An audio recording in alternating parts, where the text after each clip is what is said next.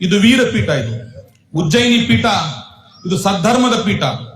ಕೇದಾರ ಪೀಠ ಇದು ವೈರಾಗ್ಯದ ಪೀಠ.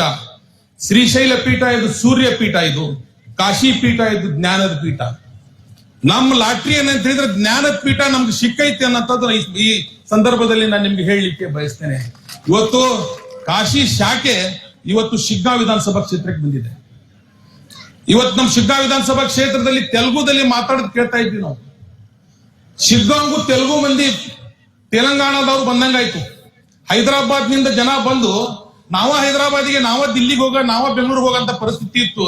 ಇವತ್ತು ಹೈದರಾಬಾದ್ ದಿಂದ, ತಮಿಳುನಾಡಿನಿಂದ, ಕೇರಳದಿಂದ ಇವತ್ತು ಜನ ಬರ್ತಾ ಇದಾರೆ ಅಂತ ಹೇಳಿದ್ರೆ ಇದು ಕಾಶಿ ಜಗದ್ಗುರುಗಳ ಒಂದು ಪಾದದ ಒಂದು ಪುಣ್ಯ ಅನ್ನಂತ ಮಾತನ್ನು ಕೂಡ ಈ ಸಂದರ್ಭದಲ್ಲಿ ನಾನು ಬಹಳ ಅಭಿಮಾನದಿಂದ ಹೇಳಲಿಕ್ಕೆ ಬಯಸ್ತೇನೆ. ಇಂಥ ಕ್ಷೇತ್ರದ ಶಾಸಕನಾಗಿದ್ದು ಇದು ನನ್ನ ತಂದೆ ತಾಯಿ ಮತ್ತು ಪೂರ್ವ ಜನ್ಮದ ಪುಣ್ಯ ಅನ್ನಂತ ಮಾತನ್ನು ಕೂಡ ಈ ಸಂದರ್ಭದಲ್ಲಿ ನಾನು ಹೇಳಲಿಕ್ಕೆ ಬಯಸ್ತೇನೆ.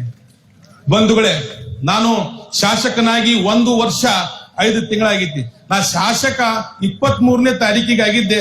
ಅದ ವಾರ ಒಂದು ಕಾರ್ಯಕ್ರಮ ಇತ್ತಿಲ್ಲಿ. ಅಜ್ಜಾರ್ ನನ್ಗೆ ಹೇಳಿದ್ರು, ನೋಡಪ್ಪ ನೀನು ಚೆನ್ನಾಗಿ ಕೆಲಸ ಮಾಡ್ಬೇಕಂತ ಹೇಳಿದ್ರು. ಅವತ್ ನನಗೆ ಎಲ್ಲ ನಮ್ಮ ಜೊತೆಗೆ ಬಂದಂತ ನಮ್ಮ ಪಕ್ಷದ ಹಿರಿಯರು ಮುಖಂಡರು, ಇಲ್ಲ ಇವತ್ತು 25 ಲಕ್ಷ ಘೋಷಣೆ ಮಾಡ್ರಿ ಅಂತ ಹೇಳಿದ್ರು. ಅವತ್ 25 ಲಕ್ಷ ಘೋಷಣೆ ಮಾಡಿದೆ.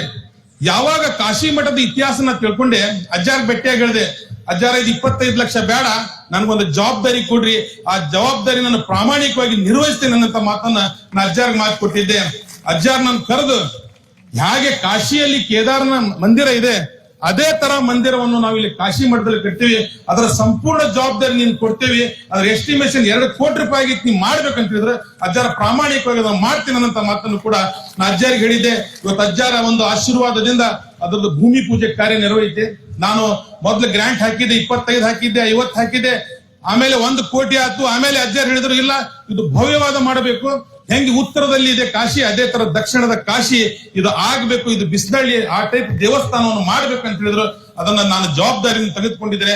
ಅಜ್ಜಾರ ತಮ್ಮ ಪಂಚಪೀಠದವರು ಇಲ್ಲಿದ್ದಾರೆ, ನಾನು ಪ್ರಾಮಾಣಿಕವಾಗಿ ಆದಷ್ಟು ಬೇಗ ಅನುದಾನವನ್ನು ಬಿಡುಗಡೆ ಮಾಡಿಸಿ ಆ ಕೆಲಸವನ್ನು ನಾನು ಪ್ರಾಮಾಣಿಕವಾಗಿ ಪ್ರಾರಂಭ ಮಾಡ್ತೇನೆ ಅಂತ ಮಾತನ್ನ ಈ ಸಂದರ್ಭದಲ್ಲಿ ನಾನು ನಿಮ್ಗೆ ಹೇಳಲಿಕ್ಕೆ ಬಯಸ್ತೇನೆ.